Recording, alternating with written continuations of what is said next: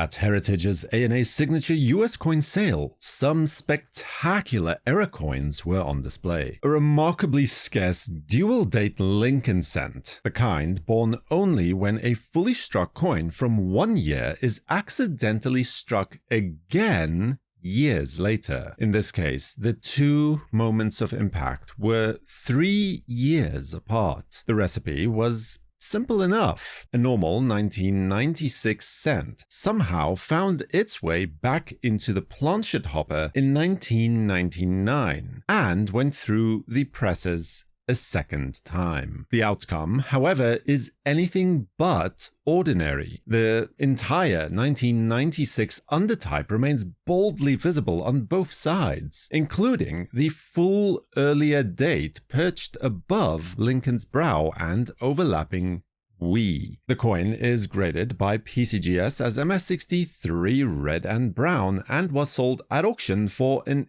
equally impressive $4,080.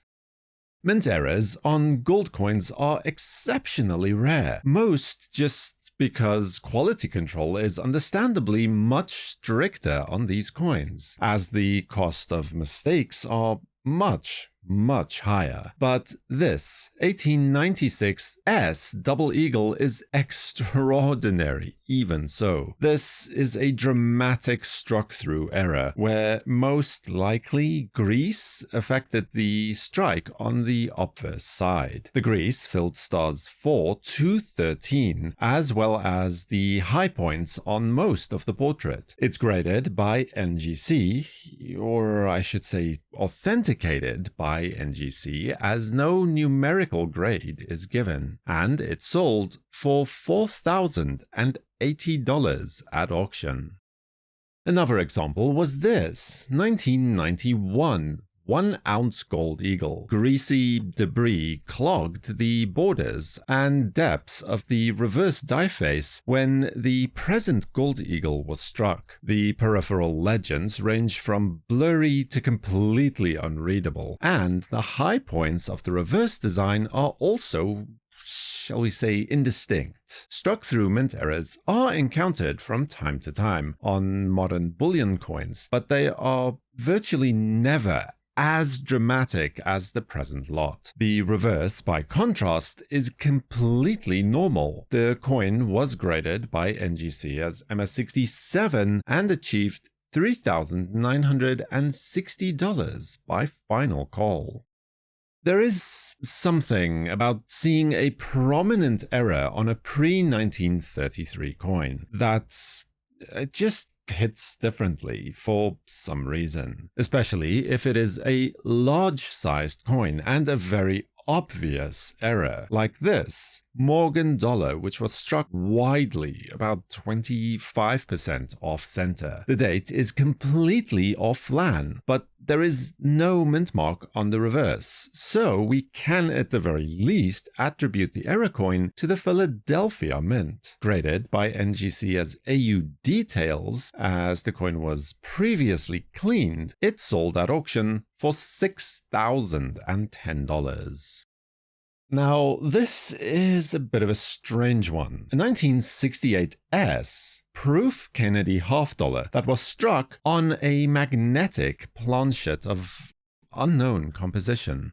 According to error coin specialist Fred Weinberg, although authenticated and certified by PCGS as proof 62, it is as struck. The magnetic planchet does not have the reflectivity of a regular polished proof planchet, nor, of course, does the cameo portrait show on the obverse. It has the typical look and a similar color of the few mint state US coins that were known to be struck on smaller magnetic washers. When the piece appeared at auction, it exchanged hands for no less than $9,000. Type 1 reverse clad coins usually have two clad layers, separated by an inner layer of pure copper. 40% silver halves and dollars were the exception to this, struck with an outer layers of 80% silver and a core layer of about 20% silver. The two outer layers and its core are typically fused together on unstruck planchets, but on very rare occasions. The outer layer does not bond to the other two layers. The present proof bicentennial Ike dollar is struck on an outer silver-clad layer, as one might expect from this unexpectedly thin planchet. The strike is extremely soft, though the types are evident, and the mint mark is sharp. This unique piece was sold at auction for $9,000. Double-struck errors, especially dramatic ones like this coin, are perhaps unsurprisingly one of the most popular types of error coins out there. Here we see a walking Liberty half dollar that was struck once normally. Then it failed to eject from the press properly and was struck a second time. This time around 90% off center, the second strike obstructing the date in the process. Now, what we do have is an S mint mark on the reverse, specifically a knob style S, which was only used in San Francisco in 1945 and 1946. Graded by PCGS as AU53, it was sold at auction for $11,400. To explain what happened to this coin, we have to start with the coin struck immediately before it, which actually got stuck to the reverse die. This coin then slid into the mint press normally and then got struck while the previous coin was still stuck to the machinery. That is why the obverse is struck normally, but the reverse is a mirrored obverse brockage instead. A fascinating coin graded by CAC as AU50 brown when its time on the auction block arrived. It secured a final price of $18,000.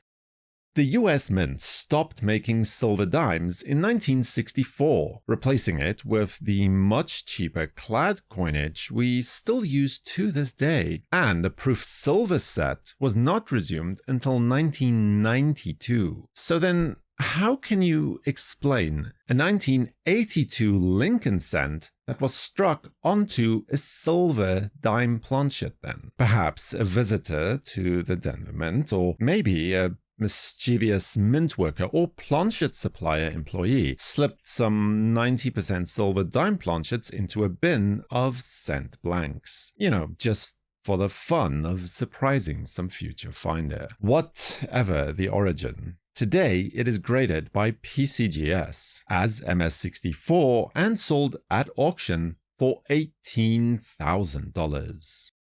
Another similar coin, which is a lot more explainable and certainly more plausible, is the 1938 S Lincoln cent, also struck on a silver dime planchet. The big difference between this coin and the previous 1980 example, of course, is that in 1938, silver dimes were still in circulation and in active production by the mint. So, a silver dime planchet could easily have gotten mixed in with the copper penny planchets, as they are almost the same size, if not color. Something also supported by the fact is that this coin obviously saw some circulation, testified to by its grade of NGC XF45, for which it saw a final price at auction of $10,200.